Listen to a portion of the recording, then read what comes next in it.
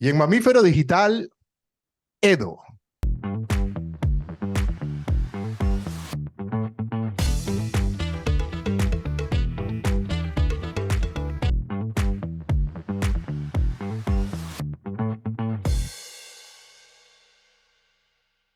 Bienvenido a Mamífero Digital, Edo. No, vale, gracias a ti por la invitación. Muchas gracias por recibirme. ¿Tu nombre completo cuál es?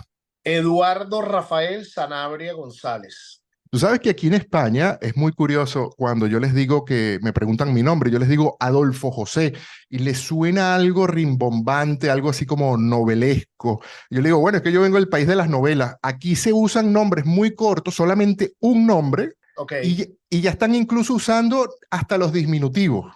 claro, además que las madres de uno lo utilizaban mucho cuando estaban molestas, pues cuando te llaman por los dos nombres ya tú sabes que no venía algo bueno, pues. O sea, mi mamá muy raro me llamaba por dos nombres. Cuando me llamaba por los dos es que venía algo, venía un regaño fuerte, pues. ¿De dónde eres tú, Edo? ¿De qué parte de Venezuela? Caracas, nací en Caracas.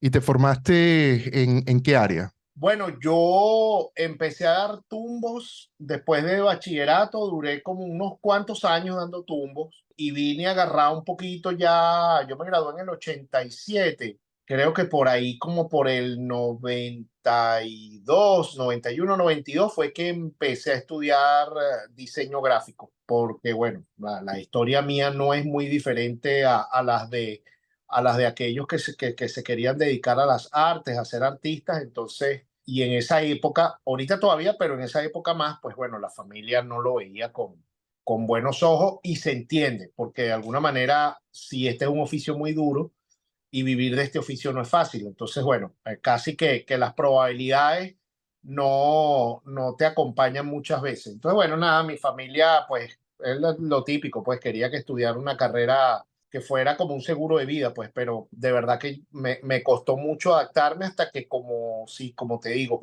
casi que después de 4 o 5 años de haberme graduado de bachiller fue que encontré más o menos la ruta ahí y empecé a estudiar diseño gráfico. Tú eres generación X. ¿Tú naces en qué año? 70.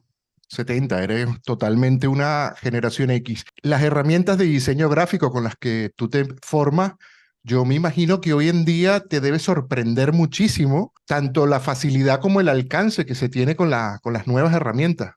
Sí, sí, claro, y ya no hablemos ni siquiera de herramientas, las que uno podía saber, que si el pincel, el lápiz, el famoso tiralíneas o pintar con guache un logotipo, no, es que ya ni siquiera el trabajo de realizar un logo ya prácticamente no existe, eso ya te lo hace sino la inteligencia artificial, ya hay aplicaciones que te crean un logo, prácticamente eso es lo que llaman inteligencia artificial desde hace tiempo, ahorita es que está más de moda, pero eso ya tiene tiempo sucediendo. Entonces, claro, yo me fui por diseño gráfico porque obviamente era lo más cercano que yo podía encontrar al tema ilustración o al tema de pintura, que realmente es lo que yo me he dedicado. Entonces, en diseño gráfico, por supuesto, me dieron algunas herramientas, varias, del tema de diseño, de color, de diagramación, de los espacios, pero también daban ilustración. Y por eso fue que me metí por ahí. Pero después, bueno, por supuesto, me fui más por el tema de todo lo que es la ilustración, el dibujo, primero el humor gráfico y después ahora que estoy dedicándome más al tema del arte. ¿Y cómo te sientes tú en relación a la inteligencia artificial, que creo que es algo que está transformando todos los aspectos de la vida cotidiana y profesional de los seres humanos en general? Sí, no, sin duda, eso ya llegó para quedarse y está cambiando toda la manera de cómo nos desarrollamos nosotros. Y creo que, bueno, hasta ahora sigue siendo una herramienta muy poderosa, por supuesto. Y creo que hay que saberla utilizar, porque obviamente hay un tema importante en este trabajo, yo lo he dicho en algunas conferencias o conversatorios, que cuando tú planteas una obra o planteas un trabajo, tú primero tienes que plantear o dar un discurso o tener algo que decir, y eso lleva mucha investigación. Entonces, claro, ese trabajo es tan importante como el trabajo final, que es el de la obra que tú realizas. Entonces, ¿qué es lo que puede estar cambiando la inteligencia artificial? Bueno, el proceso de realización. Entonces, imagínate, por darte un ejemplo, yo menciono una obra que yo tengo que se llama Todas las salsas, que son 52 personajes, que me tomó casi un año realizarla. Y de ese año, la ejecución de la obra, nada más me tomó 3 meses. Lo demás fue investigación, investigar a cada personaje, el discurso, por qué voy a poner este aquí, por qué voy a poner acá este, el discurso. Entonces, ¿qué pasa? Lo que puede cambiar la inteligencia artificial es que esos 3 meses se puedan convertir en uno, tal vez, o menos. Pero la etapa de desarrollo intelectual, no sé todavía si la inteligencia artificial la va a desarrollar. Es probable que sí, pero por lo menos donde estamos parados ahorita, no sé hasta qué punto puede llegar esa parte intelectual de la inteligencia artificial. Cuando tú decides precisamente estudiar diseño gráfico porque se acerca más a lo que estás haciendo hoy en día, ¿cómo fue precisamente ese acercamiento a lo que tú estás haciendo hoy en día? ¿Dónde estaban tus referentes? ¿Dónde estaba ese norte que tú estabas persiguiendo? ¿Tú tenías trazado un plan maestro o fue algo así como Eudomar Santos por estas calles, como vaya viniendo, vamos viendo? Yo te diría que una mezcla de ambos, porque obviamente vamos a llamarlo ese plan maestro como tal, ese plan maestro, lo único que podía tener era la seguridad que yo quería dibujar y que quería dedicarme a esto. Eso sí lo tenía yo muy claro, que eso es lo que yo quería hacer con mi vida. Ahora, el tema está en que no tenía las herramientas para saber cómo vivir de eso. No tenía nadie que me dijera, mira, tienes que ir por aquí, tal vez haz este paso. Y ahí si hay un poco de esa improvisación estilo Udomar Santos, donde tú dices, bueno, voy a meterme aquí en diseño a ver qué pasa. Y de repente, bueno, una de las cosas que a mí siempre me gustaba era leer los periódicos. Mi madre leía muchos periódicos, me lo pasaba a mí, y a mí me llamaba mucho la atención las manchetas, las viñetas de Pedro León Zapata, de Régulo Pérez, de todos esos humoristas gráficos. Me gustaba mucho el tema humor gráfico. Y bueno, en Venezuela siempre hubo una cultura de humor gráfico político muy, muy fuerte. Por ahí empezó mi gusto a, a, al tema de la ilustración, a decir, bueno, creo que de esto se puede vivir. Porque cuando tú ves un periódico, entonces preguntabas, de repente no solo Zapata, sino que veías un periódico con un artículo de opinión, ese artículo de opinión tenía una ilustración, tú decías, bueno, pero ¿quién es este ilustrador? Ah, bueno, este se llama Mauricio Lemus, por ejemplo, que era un ilustrador del diario de Caracas.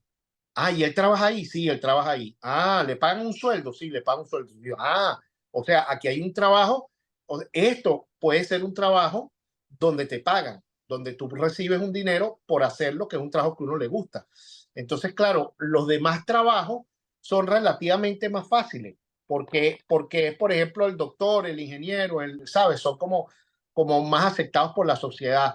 Pero el trabajo artístico, el trabajo es como no sé si más abstracto, por llamarlo así. Entonces, bueno, nada, ahí empecé, mis primeros pasos fueron haciendo ilustraciones de artículos de opinión en el desaparecido periódico Diario de Caracas. Y entonces ahí después hice un periplo por varios periódicos semanarios humorísticos hasta que llegué a la cadena Capriles en el 99. Y entonces ahí era jefe de arte de una revista infantil, se llamaba la cadena Tricolor, y tenía en paralelo esa jefatura de arte de esa revista y en paralelo hacía humor gráfico para el diario El Mundo, ese era un periódico que salía en la tarde, era un periódico que salía después de la 1 de la tarde. Y bueno, ahí me fui desarrollando hasta ya finales del 2013 que me fui a la cadena Caprila. Yo supongo que tú recuerdas el encartado que venía el camaleón. Sí, claro, yo trabajé ahí en el Camaleón con el Nacional. Yo diría que ese fue como el momento más, el clímax de la ilustración dentro del periodismo impreso en Venezuela. No sé si tú opinas igual, piensas que hay algunos trabajos que fueron igual o superiores, no sé cómo lo ves.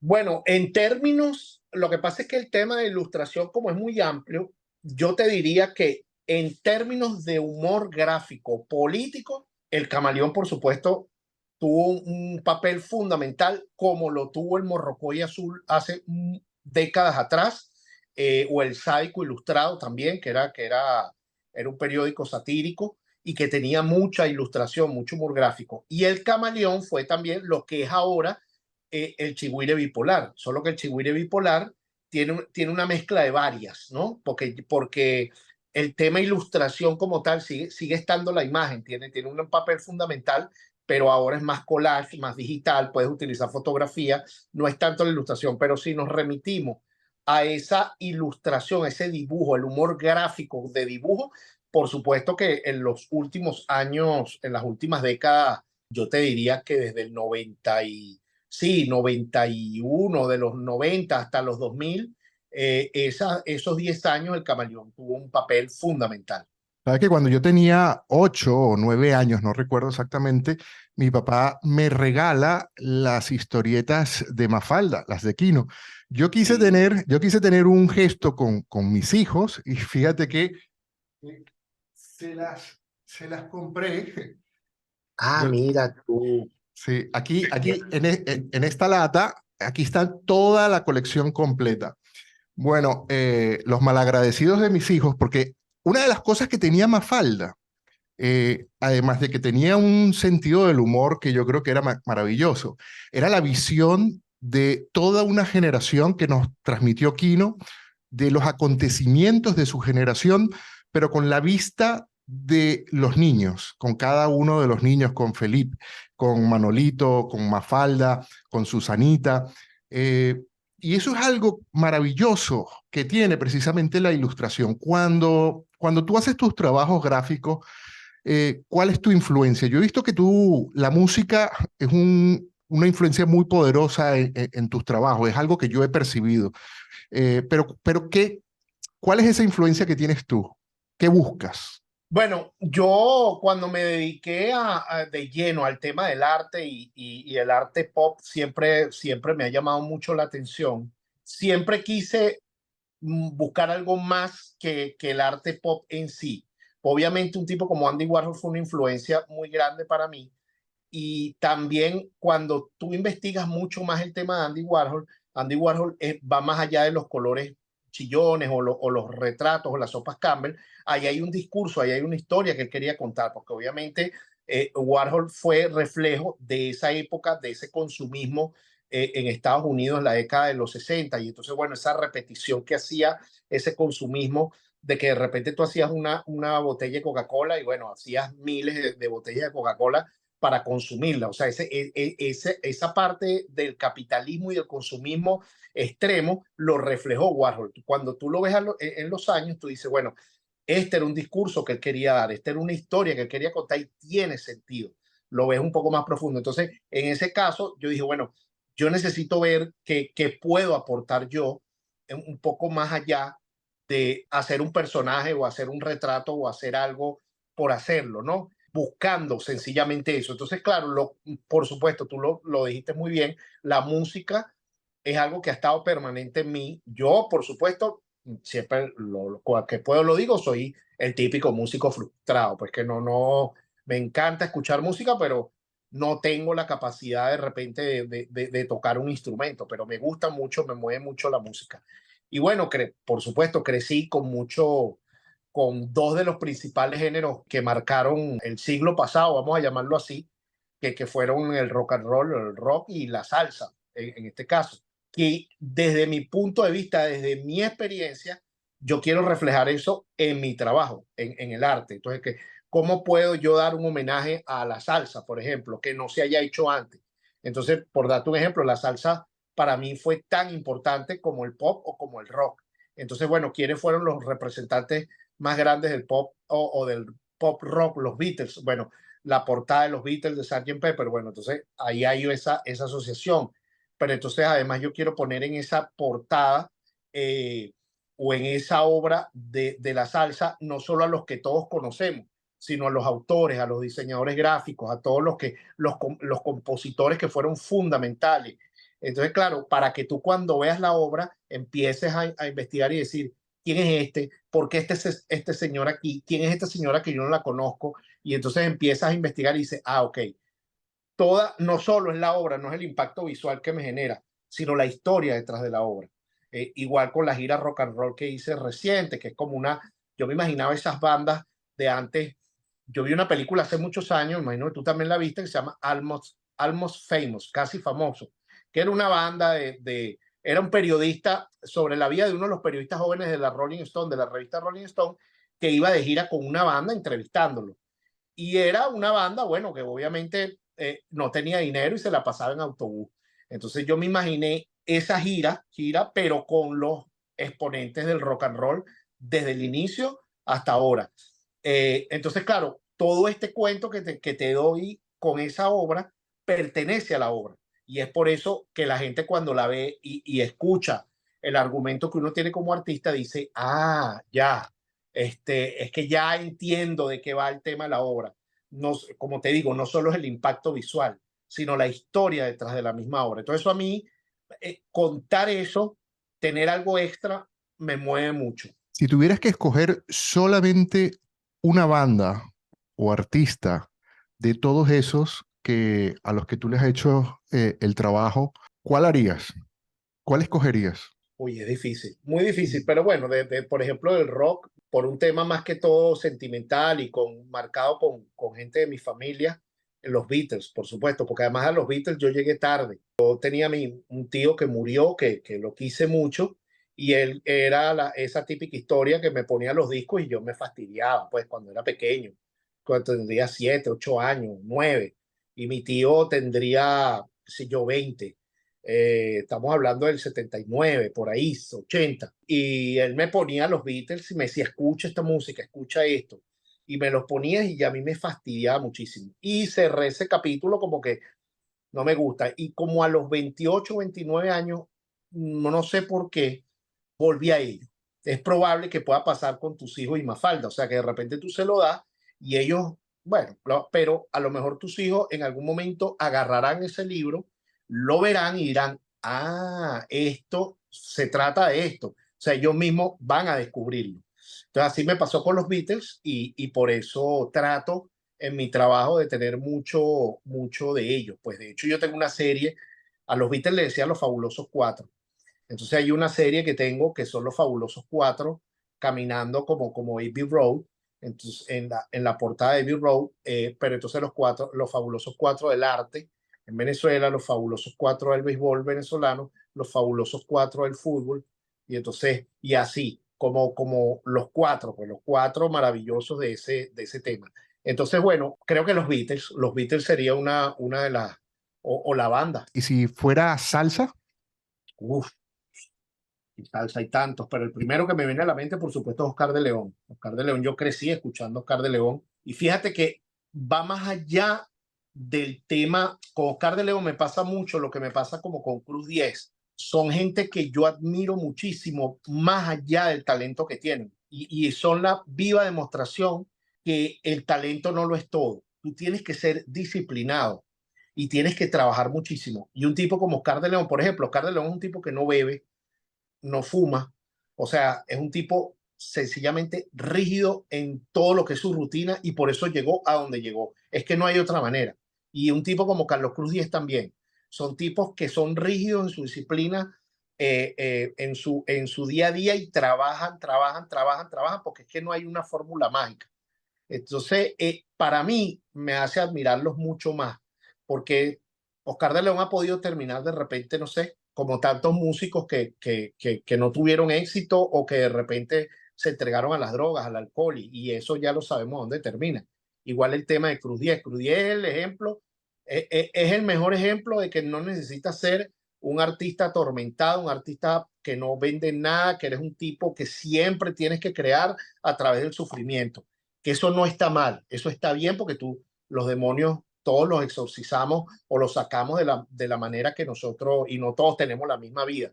Pero Cruz 10 es un ejemplo donde sencillamente necesitabas paz, necesitabas disciplina, necesitabas a tu familia al lado para resolver esos problemas de arte. Y además fue un tipo súper humilde y súper cercano. Entonces todo ese elemento a mí en lo personal me hace admirarlos mucho más. ¿te gusta el fútbol? Lo veo, no soy futbolero, por supuesto que no. Por esa descripción que haces, podría inferir que simpatizan un poco más con Cristiano Ronaldo que con Messi. Tú sabes que siempre se dice que Messi es una persona muy disciplinada, pero con un talento enorme. Cristiano Ronaldo quizás tiene menos talento, pero la disciplina que tiene y ese Ujú. hambre, y ese hambre constante de quererse superar a él mismo primero y después hacer grande a los compañeros, es un poco la descripción que tú has hecho. Vamos a hacer un salto atrás nuevamente, a la época en la que trabajas en Venezuela. ¿Qué tan peligroso puede ser una caricatura? ¿Qué tan peligrosa puede ser una caricatura como crítica política? Sin entrar en temas de los que ya sabemos en Venezuela, aquí quisiera hablar un poco más filosóficamente, sin hablar de cosas muy puntuales. Bueno, obviamente que el humor gráfico es un arma poderosa porque la imagen, una imagen, como dicen, vale más que mil palabras, aunque ahorita con la inteligencia artificial es lo contrario.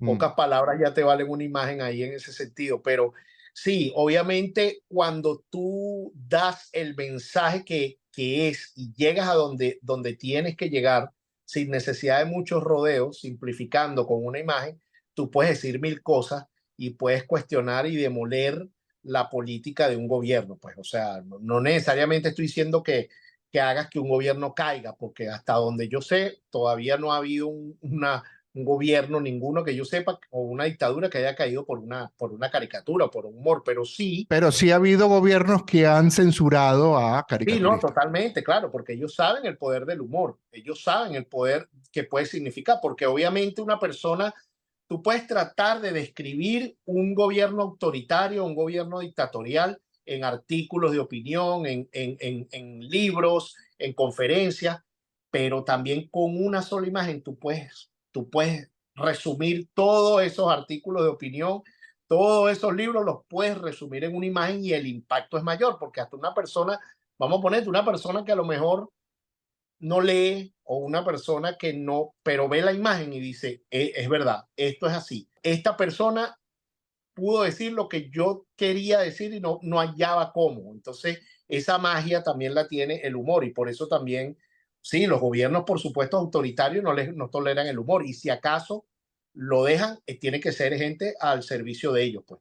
Obviamente que no lo cuestionen o que se burlen de otra gente, pero de ellos no. Hay tres miedos que a veces nos obligan a la autocensura. Yo te pregunto si tú alguna vez has pasado por alguno de ellos. El primer miedo es la censura del gobierno. ¿Has sentido ese miedo tú alguna vez? Bueno, sí, claro. De hecho, a mí me citaron a la Asamblea Nacional hace muchos años con el director del periódico El Mundo en esa época por una caricatura que habíamos sacado. Nos citaron a explicar la caricatura, que eso era una incitación al magnicidio y tal. Bueno, lo tuvimos que hacer en la Asamblea Nacional. Y por supuesto, hay ciertas cosas que de repente cuando tú vas a sacar, tienes que estar muy pendiente. Yo creo que sí pudiera ser, se puede describir como una autocensura, pero también es afinar el tema del humor, porque una de las cosas, aunque parezca paradójico, pues cuando hay gobiernos autoritarios y dictatoriales, el humor florece más, porque como te la ponen más difícil, tú no puedes ser tan evidente. Entonces, cuando hay países donde tienes una libertad más amplia, corres el riesgo de también hacer cosas como facilonas, pues, ¿entiendes? Y lograr la risa fácil. En cambio, tú tienes que hacer un trabajo intelectual mayor cuando tienes un gobierno que dice, mira, no puedes hablar por decir algo, no puedes hablar de sexo, no puedes hablar de gobierno, de corrupción, no puedes hablar de la luz, no puedes hablar del agua. Entonces tú dices, ¿cómo hago yo entonces cómo hago yo para reflejar en humor gráfico la falta de agua o la falta de luz? Entonces ya empiezas las neuronas a trabajar, ¿me entiendes? Entonces ahí la mente vuela mucho más alto. Entonces yo recuerdo en la época, que lo hablábamos, en la época de Franco, había un periódico, creo que era una revista, se llamaba La Codorniz, y era una revista de humor extraordinaria. Y creo recordar, no sé si fue Franco que lo dijo, o uno de sus ministros en una locución o algo, que él dijo, aquí mando soy yo, ¿no? Aquí mando soy yo.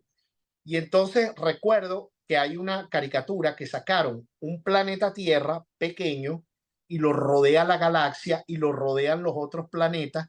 Y entonces desde el planeta por ahí chiquitico sale un globo y dice, aquí mando soy yo.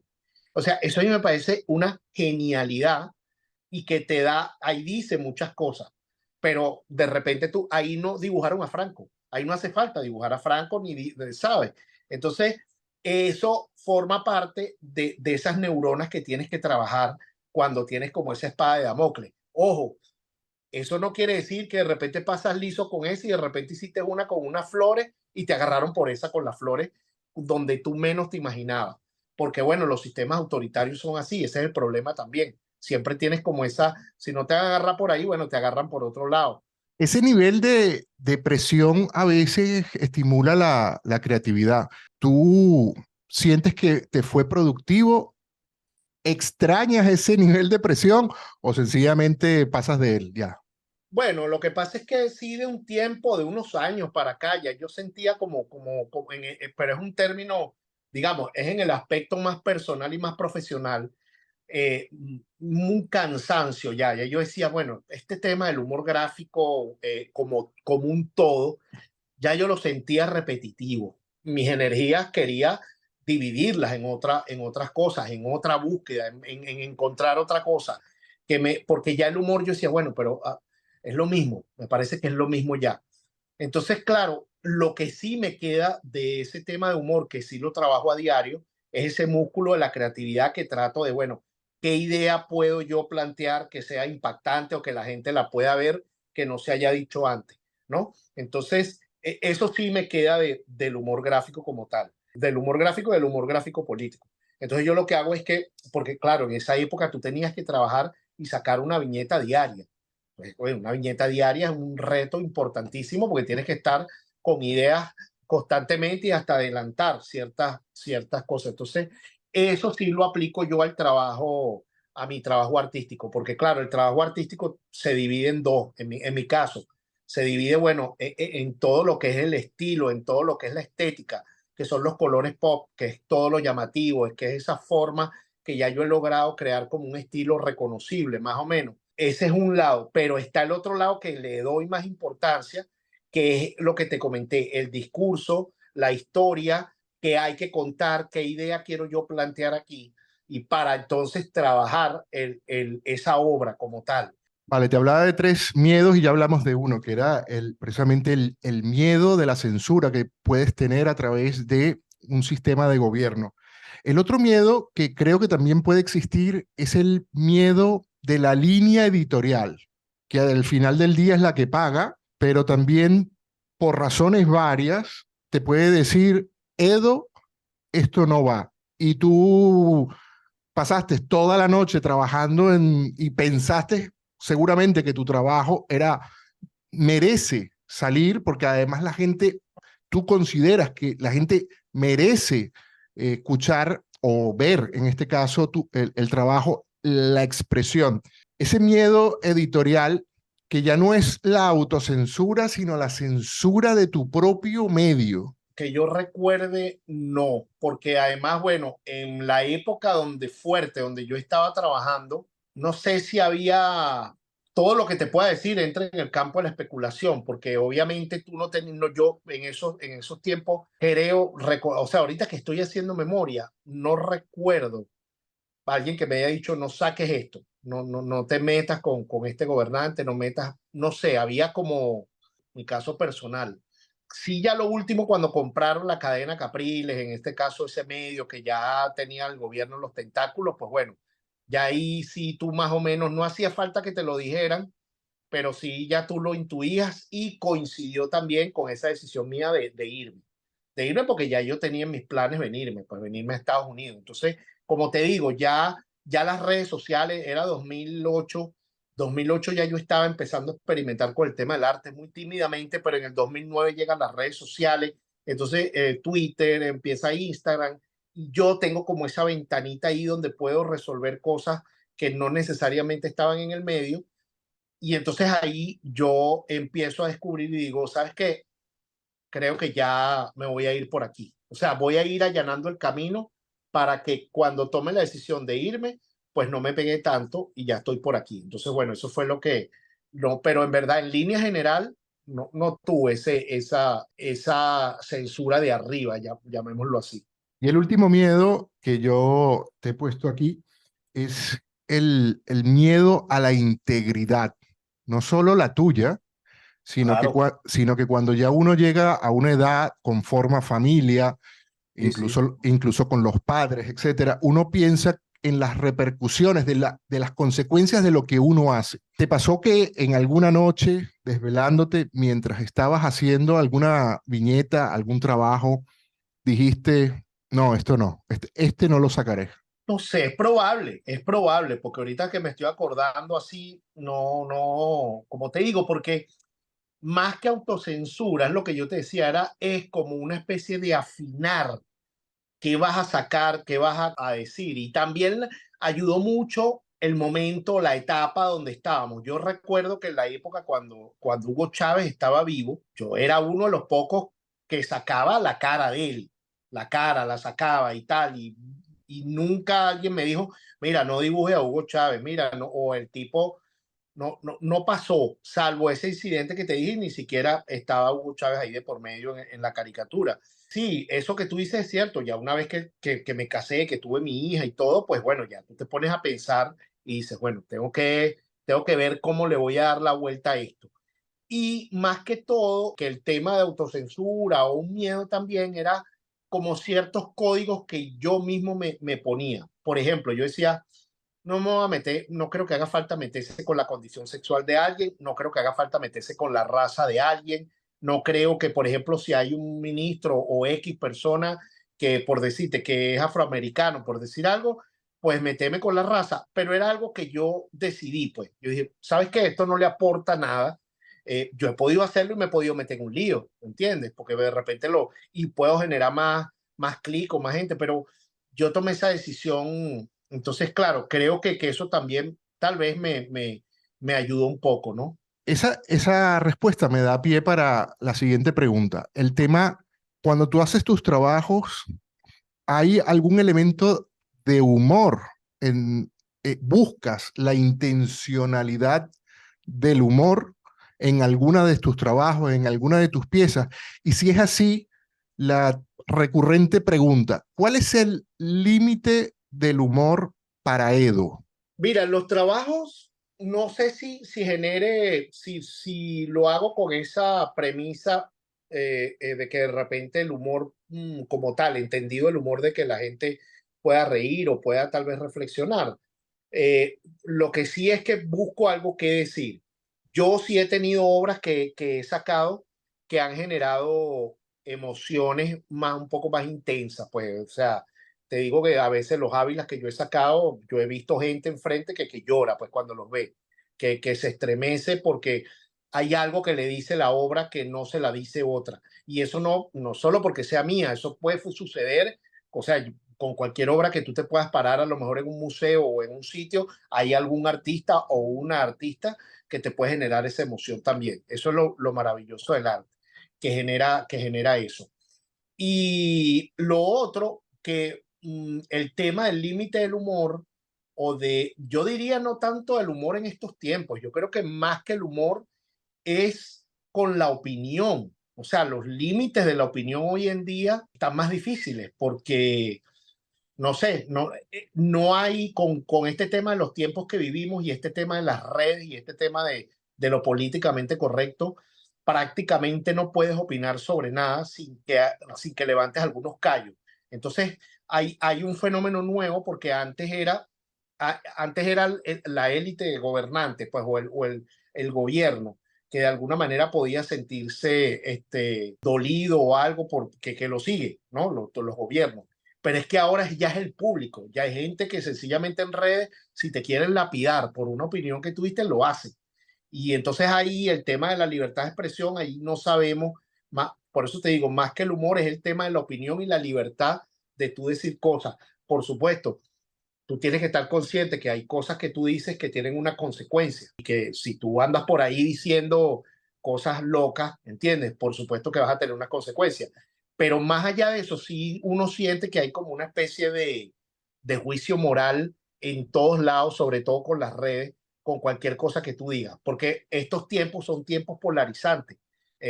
Lo estamos viviendo, bueno, Yo lo estoy viviendo aquí en este país donde vivo, Estados Unidos. Nosotros lo vivimos en Venezuela y sabemos cómo termina esa historia. Entonces, claro, ya llega una etapa donde yo no me quiero desgastar ni por un lado ni por el otro, porque entonces cuando tú asomas algunos matices, entonces ya de un lado te dicen, no, es que tú eres de este, entonces si estás aquí es de otro. Entonces yo esa película ya la vi y eso está perfectamente esquematizado y planificado por todos esos, los líderes populistas y toda esa gente populista lo sabe. Tenemos que polarizar y no podemos, los grises no existen. Bueno, sencillamente, a mí me ha pasado que vamos a sitios y entonces yo cuando voy a una casa, yo empiezo a observar cuál es la tendencia y sencillamente lo que hago es asentir con la cabeza. Entonces, bueno, es que en esta casa el azul es lo más bello, el azul es lo más bello. Y si en otra casa, no, es que el rojo es lo más bello, pues el rojo será lo más bello, no pasa nada, porque entonces es un desgaste innecesario tú intentar decirle, mira, tú no sabes que además del rojo hay ciertos morados, ciertos violetas, ciertos... No, es el rojo. Ok, entonces será el rojo. No hay ningún problema. Entonces vamos a hablar de fútbol, vamos a hablar del clima, vamos a hablar del calor que está haciendo y no pasa nada, porque entonces es gastar energía en eso. Pero sí me preocupa, terminando de responderte la pregunta, sí me preocupa como esa especie de lapidación que hay ahorita, ¿no? Por el tema de las opiniones.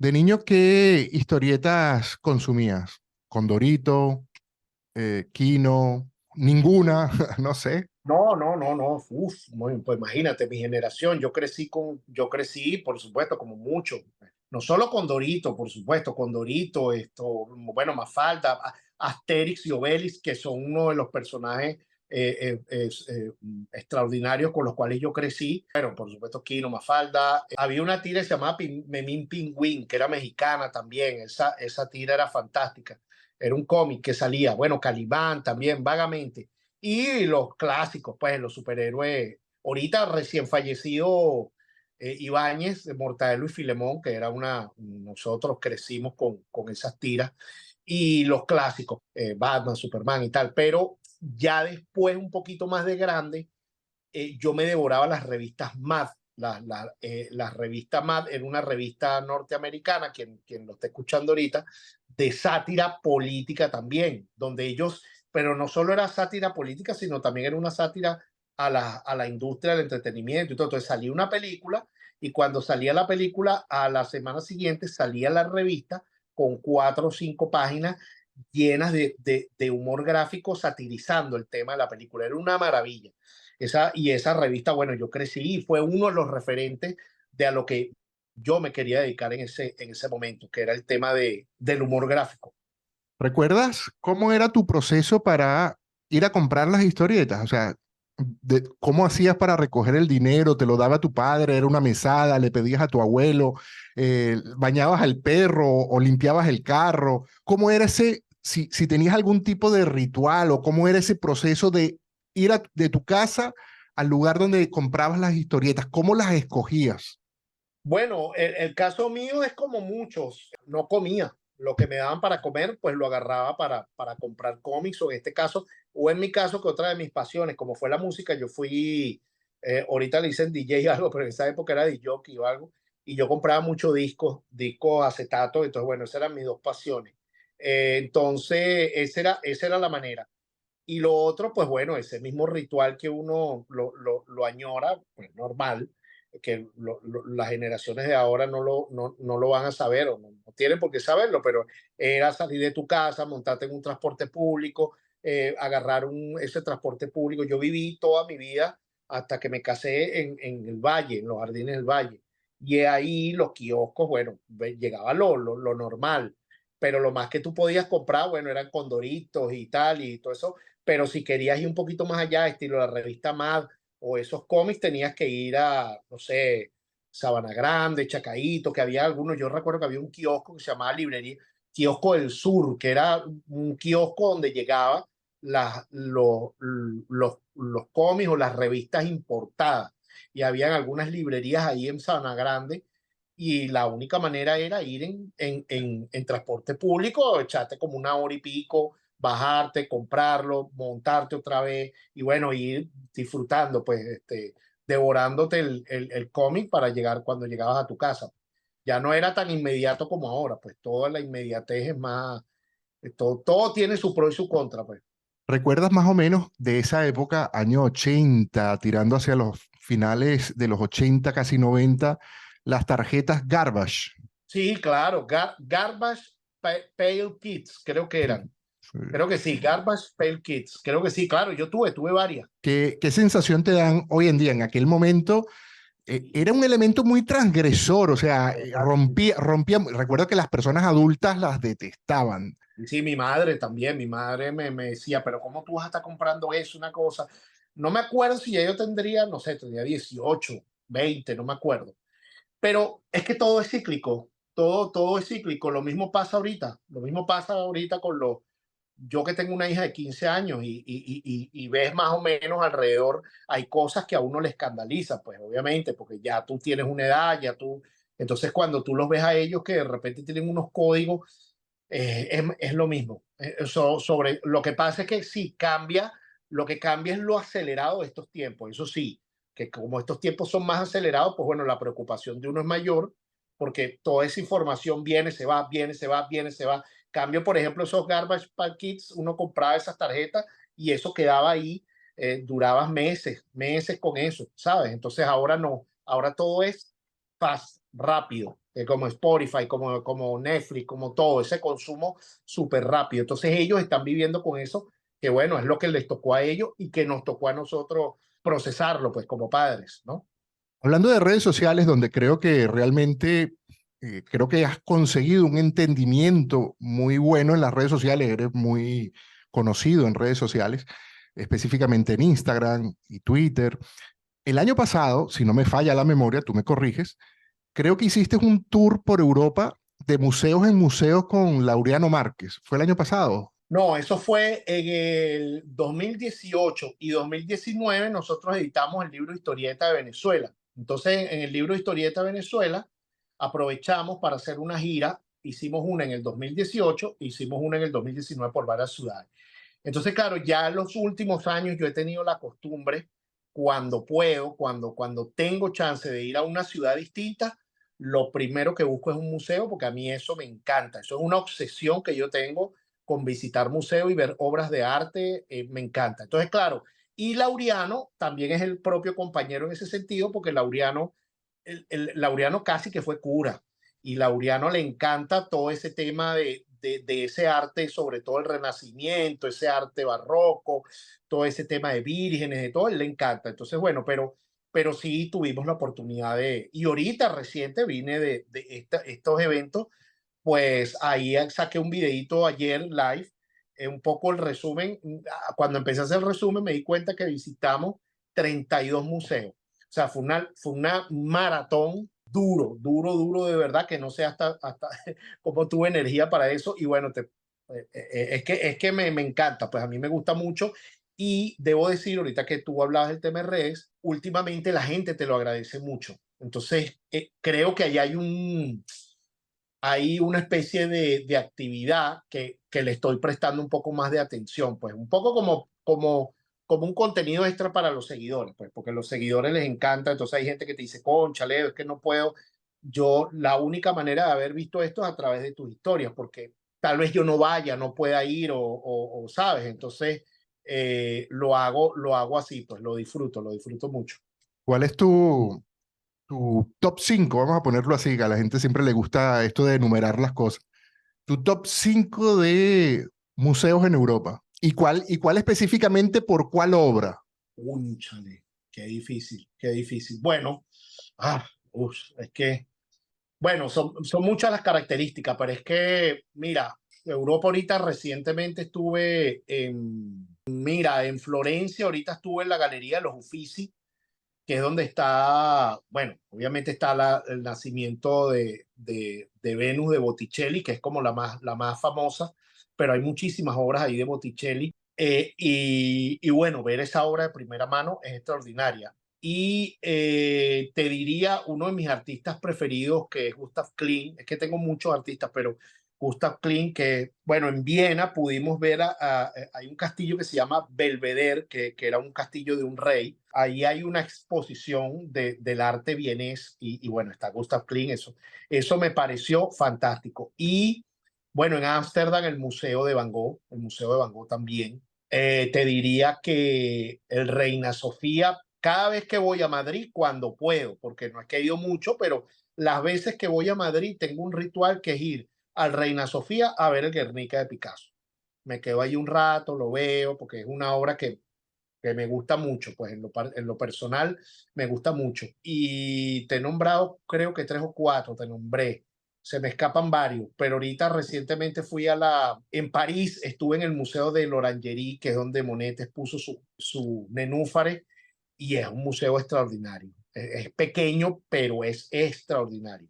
Fíjate que al contrario de lo que a lo mejor alguna persona puede esperar, que bueno, va a decir el Louvre, no, pero es que el Louvre o sea, el Louvre es complicado verlo porque la experiencia, como hay tanto turista y mucha gente, en la experiencia no se disfruta como debería. Entonces, lo que sí yo recomiendo es que si uno va a ese tipo de museo, pues vaya a ver dos, tres obras y se vaya de ahí. Ya, disfrútalas, las ves y te vas. Pero te diría que esos son los cinco ahora que tengo así en mente que son, pero es que Europa tiene cualquier cantidad de museos extraordinarios. Yo tengo un favorito particularmente aquí en el Museo del Prado, que es el tríptico este de Bosco. Claro, claro, Que, lo vi ahorita otra vez, el Jardín de las Delicias del Bosco. mm, Claro. Bueno, ahorita fuimos al Prado también. El Prado, las veces que he ido, hago lo mismo. Y esta vez fue distinto porque mi hija le quise enseñar, le dije, mira, te voy a enseñar esta obra que se llama El Jardín de las Delicias del Bosco. Y entonces fuimos como a lo puntual para que ella por lo menos viera. Le dije, mira, vamos a ver el Jardín de las Delicias del Bosco. Ven que te voy a llevar a ver las Meninas de Velázquez. Después vamos a ver las pinturas negras de Goya, la maja vestida, la maja desnuda de Goya. Ya está, listo, vámonos para que ella no tampoco se sature. Y bueno, ella también en sus clases de arte ya venía con esa información y lo ve distinto, porque entonces tienes un profesor que te da, por ejemplo, su profesor de arte le mostró La Medusa de Caravaggio, que es una obra fantástica que está hecha en un escudo de la época, no sé, los años 1400, no me acuerdo. Y está la medusa hecha por Caravaggio. Y mi hija ya la tenía en su sistema. Y cuando fuimos a Florencia, en la Galería Uffizi, y vio ese escudo, se quedó sorprendida. Edo, tienes un set muy bonito, muy simpático y veo que tienes muchas figuras bien interesantes. Y haremos un salto otra vez al pasado para saber cuáles eran las comiquitas que veías de niño, las que más te gustaban. Uy, bueno, sí que recuerde rápido Mazinger Z, por supuesto, crecí mucho con Mazinger Z. Las de las Warner Brothers me encantaban, todo lo que era Bugs Bunny, todas esas. Las de Droopy me encantaban también. Todo el tema de ese humor un poquito más negro, un poquito más ácido de la Warner me encantaba. Bueno, Disney, por supuesto, yo crecí también viendo todas las de Disney, las películas. Bueno, el ratón Mickey me gustaba mucho. Los Picapiedras también, cómo no, los Picapiedras era infaltable. Pixie Dixie creo que eran unos ratones, Pepe Trueno, todo. Esas comiquitas tenían una particularidad para nosotros y es que nosotros crecimos con esa voz, el doblaje en español y para uno fue un impacto escucharla después en inglés, no era lo mismo.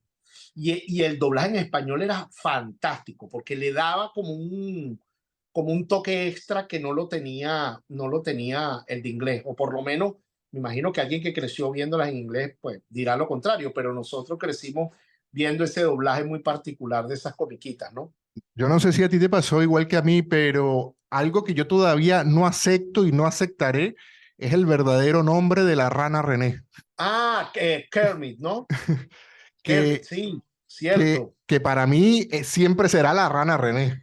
Rana René, claro, por eso a eso me refiero, es que como uno crece con esos códigos, con ese tema, estás impregnado de esa emoción con la cual es como la típica discusión que tengo con amigos que les digo, no se pongan a estar diciendo es que el reggaetón no sirve, pero ¿por qué no? No, es que la salsa sí era música, pero ¿por qué la salsa sí era música y el reggaetón no? Porque la salsa era música porque con esa es la que tú viviste tu adolescencia y te enamoraste. Por supuesto, tiene unos componentes técnicos extraordinarios, pero es que el reggaetón también lo tiene. Y entonces tú no te puedes ser como despachar, volvemos al blanco y negro, no es que, pero sí, o sea, no puede ser que un tipo como Bad Bunny que llene estadio, millones y millones y millones y millones de gente, o sea, algo tiene, algo tiene.